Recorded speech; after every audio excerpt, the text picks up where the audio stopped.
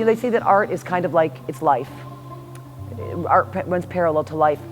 I see my dances as just being life with music in a building.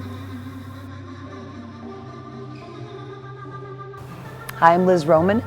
I am the artistic director, choreographer of Lizz Roman and Dancers. We're currently finishing a 4-month rehearsal process at CIVICORPS in Oakland.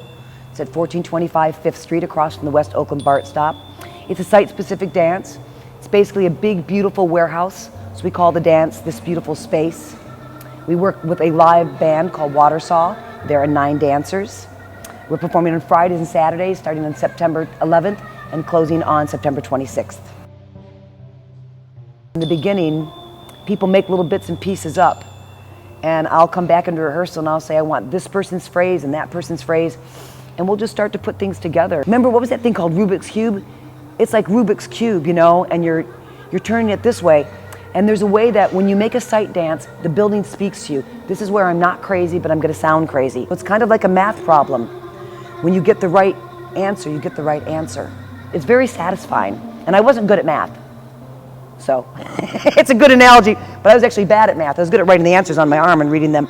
But it is, for me, it's like this sense of like, it's just fulfilling. It is, it's just really deep and fulfilling. And when I see the dancers get it, it's the best part. So whenever I come into a process, I know what's happened in my life is going to be worked through the dance, because it's gonna happen anyways. It's gonna guide me. So my dances aren't about anything because they become about something as we make them. If I impose my idea on top of it, then I will never get to the end point. I could never have made this dance if I had this idea. That being said, early on, things occur to me. I noticed that there was a theme of people losing people in this dance, and I almost lost someone really close to me last year. I'm sorry. And so this dance for me is about that I didn't lose that person. And so that I knew when I came to make this dance, that would show up in the dance. But I knew I couldn't make that. Like, how do you make a dance about losing somebody? To break that fourth wall and get the audience as close as you can is really delicious. No one sees everything. And I tell people, if you sit like this, you'll miss things. So I tell people, look around. The audience is a part of the performance. If as a choreographer, if you forget that, then the audience will feel that.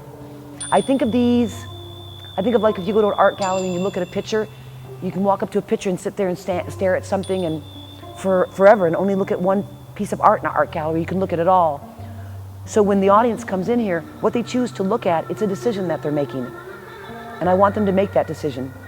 And I want to hear from them, you know, afterwards, what that felt like to be special, to get to see what you want to see.